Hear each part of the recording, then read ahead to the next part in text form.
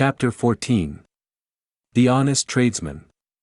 To the eyes of Mr. Jeremiah Cruncher, sitting on his stool in Fleet Street with his grisly urchin beside him, a vast number and variety of objects in movement were every day presented. Who could sit upon anything in Fleet Street during the busy hours of the day, and not be dazed and deafened by two immense processions, one ever tending westward with the sun, the other ever tending eastward from the sun, both ever tending to the plains beyond the range of red and purple where the sun goes down? With his straw in his mouth, Mr. Cruncher sat watching the two streams, like the heathen rustic who has for several centuries been on duty watching one stream, saving that Jerry had no expectation of their ever running dry. Nor would it have been an expectation of a hopeful kind, since a small part of his income was derived from the pilotage of timid women, mostly of a full habit and past the middle term of life, from Tellson's side of the tides to the opposite shore.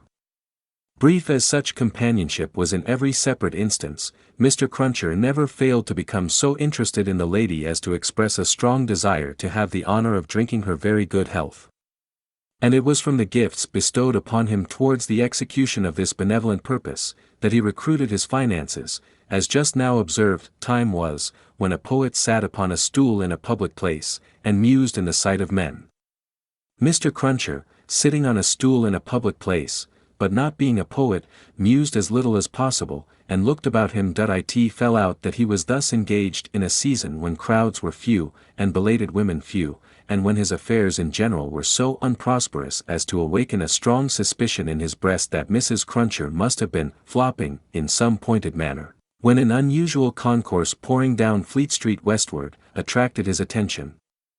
Looking that way, Mr. Cruncher made out that some kind of funeral was coming along, and that there was popular objection to this funeral, which engendered uproar. "Young Jerry," said Mr. Cruncher, turning to his offspring, "it's a burying." "Hurroar, father," cried young Jerry. The young gentleman uttered this exultant sound with mysterious significance. The elder gentleman took the cry so ill, that he watched his opportunity, and smote the young gentleman on the ear. "What d'ye mean? What are you hurroring at? What do you want to convey to your own father, you young rip?" "This boy is a-getting too many for me," said Mr. Cruncher, surveying him. "Him and his hurroars. Don't let me hear no more of you, or you shall feel some more of me. D'ye hear?" "I warn't doing no harm," young Jerry protested, rubbing his cheek. "Drop it then," said Mr. Cruncher, "I won't have none of your no harms. Get atop of that there seat, and look at the crowd." His son obeyed, and the crowd approached. They were bawling and hissing round a dingy hearse and dingy mourning coach, in which mourning coach there was only one mourner, dressed in the dingy trappings that were considered essential to the dignity of the position. The position appeared by no means to please him, however, with an increasing rabble surrounding the coach, deriding him, making grimaces at him, and incessantly groaning and calling out, "Yah! Spies! Tst! Yaha! Spies!" with many compliments too numerous and forcible to repeat. Funerals had at all times a remarkable attraction for Mr. Cruncher. He always pricked up his senses, and became excited, when a funeral passed Tellson's. Naturally, therefore, a funeral with this uncommon attendance excited him greatly, and he asked of the first man who ran against him, "What is it, brother? What's it about?" "I don't know," said the man. "Spies! Yaha! Tst! Spies!" He asked another man. "Who is it?" "I don't know," returned the man, clapping his hands to his mouth nevertheless, and vociferating in a surprising heat and with the greatest ardor, "Spies! Yaha! Tst! Tst! Spies!" At length, a person better informed on the merits of the case, tumbled against him, and from this person he learned that the funeral was the funeral of one Roger Cly. "Was he a spy?" asked Mr. Cruncher. "Old Bailey spy," returned his informant. "Yaha!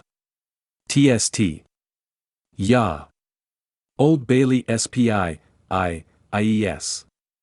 "Why, to be sure," exclaimed Jerry, recalling the trial at which he had assisted. "I've seen him." "Dead, is he?" "Dead as mutton," returned the other, "and can't be too dead. Have 'em out, there. Spies. Pull 'em out, there. Spies. The idea was so acceptable in the prevalent absence of any idea, that the crowd caught it up with eagerness, and loudly repeating the suggestion to have 'em out, and to pull 'em out, mobbed the two vehicles so closely that they came to a stop. On the crowd's opening the coach doors, the one mourner scuffled out by himself and was in their hands for a moment, but he was so alert, and made such good use of his time, that in another moment he was scouring away up a by-street, after shedding his cloak, hat, long hatband, white pocket handkerchief, and other symbolical tears. These, the people tore to pieces and scattered far and wide with great enjoyment, while the tradesmen hurriedly shut up their shops, for a crowd in those times stopped at nothing, and was a monster much dreaded. They had already got the length of opening the hearse to take the coffin out, when some brighter genius proposed instead, its being escorted to its destination amidst general rejoicing. Practical suggestions being much needed, this suggestion, too, was received with acclamation, and the coach was immediately filled with 8 inside and a dozen out, while as many people got on the roof of the hearse as could by any exercise of ingenuity stick upon it. Among the first of these volunteers was Jerry Cruncher himself, who modestly concealed his spiky head from the observation of Tellson's. In the further corner of the mourning coach the officiating undertakers made some protest against these changes in the ceremonies, but, the river being alarmingly near, and several voices remarking on the efficacy of cold immersion in bringing refractory members of the profession to reason, the protest was faint and brief. The remodeled procession started, with a chimney sweep driving the hearse, advised by the regular driver, who was perched beside him, under close inspection, for the purpose, and with a pieman, also attended by his cabinet minister, driving the mourning coach. A bear leader, a popular street character of the time, was impressed as an additional ornament, before the cavalcade had gone far down the Strand, and his bear, who was black and very mangy, gave quite an undertaking air to that part of the procession in which he walked. Thus, with beer drinking, pipe smoking, song roaring, and infinite caricaturing of woe, the disorderly procession went its way, recruiting at every step, and all the shops shutting up before it. Its destination was the old church of St. Pancras, far off in the fields.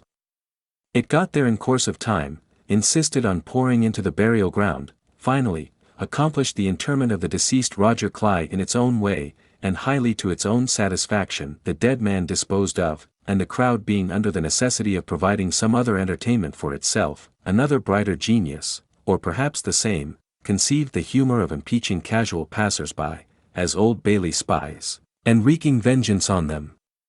Chase was given to some scores of inoffensive persons who had never been near the Old Bailey in their lives, in the realization of this fancy, and they were roughly hustled and maltreated.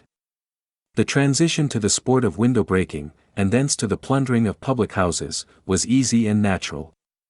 At last, after several hours, when sundry summer houses had been pulled down, and some area railings had been torn up, to arm the more belligerent spirits, a rumor got about that the guards were coming. Before this rumor, the crowd gradually melted away, and perhaps the guards came, and perhaps they never came, and this was the usual progress of Amob Damar. Cruncher did not assist at the closing sports, but had remained behind in the churchyard, to confer and condole with the undertakers. The place had a soothing influence on him. He procured a pipe from a neighboring public house, and smoked it, looking in at the railings and maturely considering the spot. "Jerry," said Mr. Cruncher, apostrophizing himself in his usual way, "you see that there Cly that day, and you see with your own eyes that he was a young un and a straight-made un." Having smoked his pipe out, and ruminated a little longer, he turned himself about, that he might appear, before the hour of closing, on his station at Tellson's. Whether his meditations on mortality had touched his liver, or whether his general health had been previously at all amiss, or whether he desired to show a little attention to an eminent man, is not so much to the purpose, as that he made a short call upon his medical adviser, a distinguished surgeon. On his way back, young Jerry relieved his father with dutiful interest, and reported no job in his absence. The bank closed, the ancient clerks came out, the usual watch was set, and Mr. Cruncher and his son went home to tea. "Now, I tell you where it is," said Mr. Cruncher to his wife, on entering. "If, as a honest tradesman, my winters goes wrong tonight, I shall make sure that you've been praying again me, and I shall work you for it just the same as if I seen you do it." The dejected Mrs. Cruncher shook her head. "Why, you're at it afore my face," said Mr. Cruncher, with signs of angry apprehension. "I am saying nothing." "Well, then, don't meditate nothing. You might as well flop as meditate. You may as well go again me one way as another. Drop it altogether." "Yes, Jerry. Yes, Jerry," repeated Mr. Cruncher, sitting down to tea. "Ah. It is yes, Jerry. That's about it. You may say yes, Jerry." Mr. Cruncher had no particular meaning in these sulky corroborations, but made use of them, as people not unfrequently do, to express general ironical dissatisfaction. "You and your yes, Jerry," said Mr. Cruncher, taking a bite out of his bread and butter, and seeming to help it down with a large invisible oyster out of his saucer. "Ah. I think so. I believe you." "You are going out tonight?" asked his decent wife, when he took another bite. "Yes, I am." "May I go with you, father?" asked his son, briskly. "No, you mayn't. I'm a-going, as your mother knows, a-fishing." "That's where I'm going to." "Going a-fishing? Your fishing rod gets rather rusty, don't it, father?" "Never you mind." "Shall you bring any fish home, father?" "If I don't, you'll have short commons, tomorrow," returned that gentleman, shaking his head. "That's questions enough for you. I ain't a-going out, till you've been long abed." He devoted himself during the remainder of the evening to keeping a most vigilant watch on Mrs. Cruncher, and sullenly holding her in conversation that she might be prevented from meditating any petitions to his disadvantage. With this view, he urged his son to hold her in conversation also, and led the unfortunate woman a hard life by dwelling on any causes of complaint he could bring against her, rather than he would leave her for a moment to her own reflections. The devoutest person could have rendered no greater homage to the efficacy of an honest prayer than he did in this distrust of his wife. It was as if a professed unbeliever in ghosts should be frightened by a ghost story. "And mind you," said Mr. Cruncher, "no games tomorrow. If I, as a honest tradesman, succeed in providing a jint of meat or two, none of your not touching of it, and sticking to bread. If I, as a honest tradesman, am able to provide a little beer, none of your declaring on water. When you go to Rome, do as Rome does. Rome will be a ugly customer to you, if you don't. I'm your Rome, you know." Then he began grumbling again. "With your flying into the face of your own wittles and drink. I don't know how scarce you mayn't make the wittles and drink here, by your flopping tricks and your unfeeling conduct. Look at your boy, he is your ain't he? He's as thin as a lath. Do you call yourself a mother, and not know that a mother's first duty is to blow her boy out?" This touched young Jerry on a tender place, who adjured his mother to perform her first duty, and, whatever else she did or neglected, above all things to lay a special stress on the discharge of that maternal function so affectingly and delicately indicated by his other parent. Thus the evening wore away with the Cruncher family, until young Jerry was ordered to bed, and his mother, laid under similar injunctions, obeyed them. Mr. Cruncher beguiled the earlier watches of the night with solitary pipes, and did not start upon his excursion until nearly 1 o'clock. Towards that small and ghostly hour, he rose up from his chair, took a key out of his pocket, opened a locked cupboard, and brought forth a sack, a crowbar of convenient size, a rope and chain, and other fishing tackle of that nature. Disposing these articles about him in skilful manner, he bestowed a parting defiance on Mrs. Cruncher, extinguished the light, and went out. Young Jerry, who had only made a feint of undressing when he went to bed, was not long after his father. Under cover of the darkness he followed out of the room, followed down the stairs, followed down the court, followed out into the streets. He was in no uneasiness concerning his getting into the house again, for it was full of lodgers, and the doors stood ajar all night. Impelled by a laudable ambition to study the art and mystery of his father's honest calling, young Jerry, keeping as close to house fronts, walls, and doorways, as his eyes were close to one another, held his honored parent in view. The honored parent, steering northward, had not gone far, when he was joined by another disciple of Isaac Walton, and the two trudged on together. Within half an hour from the first starting, they were beyond the winking lamps, and the more than winking watchman, and were out upon a lonely road. Another fisherman was picked up here, and that so silently, that if young Jerry had been superstitious, he might have supposed the second follower of the gentle craft to have, all of a sudden, split himself into two. The three went on, and young Jerry went on, until the three stopped under a bank overhanging the road. Upon the top of the bank was a low brick wall, surmounted by an iron railing.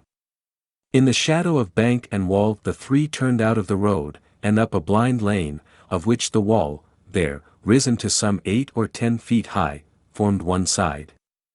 Crouching down in a corner, peeping up the lane, the next object that young Jerry saw, was the form of his honored parent, pretty well defined against a watery and clouded moon, nimbly scaling an iron gate. He was soon over, and then the second fisherman got over, and then the third. They all dropped softly on the ground within the gate, and lay there a little, listening perhaps. Then, they moved away on their hands and knees. It was now young Jerry's turn to approach the gate, which he did, holding his breath. Crouching down again in a corner there, and looking in, he made out the three fishermen creeping through some rank grass. And all the gravestones in the churchyard, it was a large churchyard that they were in, looking on like ghosts in white, while the church tower itself looked on like the ghost of a monstrous giant. They did not creep far, before they stopped and stood upright. And then they began to fish. They fished with a spade, at first. Presently the honored parent appeared to be adjusting some instrument like a great corkscrew.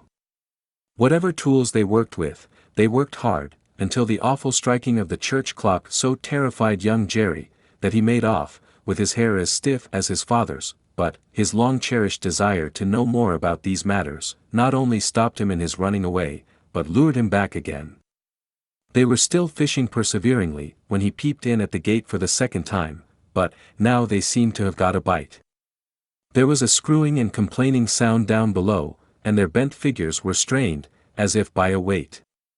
By slow degrees the weight broke away the earth upon it, and came to the surface. Young Jerry very well knew what it would be, but, when he saw it, and saw his honored parent about to wrench it open, he was so frightened, being new to the sight, that he made off again, and never stopped until he had run a mile or more. He would not have stopped then, for anything less necessary than breath, it being a spectral sort of race that he ran, and one highly desirable to get to the end of.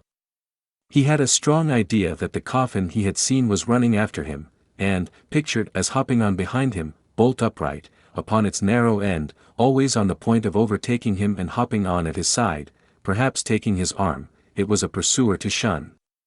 It was an inconsistent and ubiquitous fiend too, for, while it was making the whole night behind him dreadful, he darted out into the roadway to avoid dark alleys, fearful of its coming hopping out of them like a dropsical boy's kite without tail and wings. It hid in doorways too, rubbing its horrible shoulders against doors, and drawing them up to its ears, as if it were laughing. It got into shadows on the road, and lay cunningly on its back to trip him up. All this time it was incessantly hopping on behind and gaining on him, so that when the boy got to his own door he had reason for being half dead.